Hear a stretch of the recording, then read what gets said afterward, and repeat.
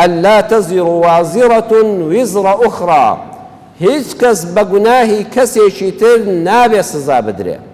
ئەم ئایەتە قورئانیە ئەللا تەزیڕ وازیڕەتون ویزڕە ئوخرا لە هەموو کتێبە ئاسمانیەکانی موسا و ئیبراهیمیشە ئەمە هاتووە.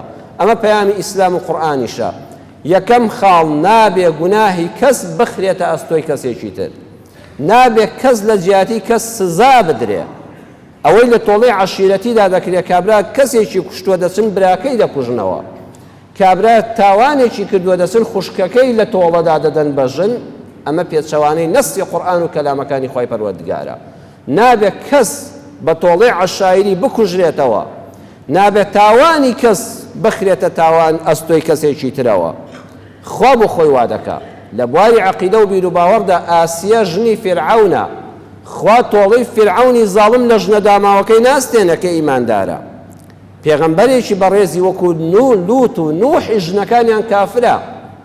ئەم ئاەتە قورئانیە پێمان دەڵێ ئەگەر ژنەکەت خوانە ناز بوو، خوانە کردە نوێژنەکەر بوو، لە ماڵەوە تەلاقی مەدە.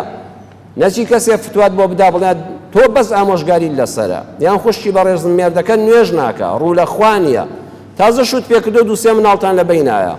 گوناهی ئەو نایەتە ئەستۆی تۆ، بەس بە زمانی شیرین بە حیکمەت و جوانی ئامۆژگاری بکە، ماڵەکەت تێک مەدە و منداڵەکانت سەرگەردان مەکە. ئەوە تا لە قورئانە. ئاسیە ژنی فیرعەونی دیکتاتۆر و تاغی و هەروەها دوو پێغەمبەری گەورەی خوا لووت و نوحی ژنەکانیان کافرن، تا مردنیش لەگەڵیاندا بوون. هەروەها پێغەمبەری ئیسلام صلی الله علیه وسلم مامەی ئەبوو لەهەبە، نابێ بڵێن فڵان کەس چونکە برازای فڵان کەسە گوناهبارە. ئەوە خۆ ئەبوو لەهەب کە لە قورئانە سوورەتی لەبارەی زەممەوە هاتووە، مامەی پێغەمبەری خوایە صلی الله علیه وسلم. گوناهی کەس ناچێتە ئەستۆی کەسی تر، نابێ پێی سزا بدرێ، خوا وا ناکە.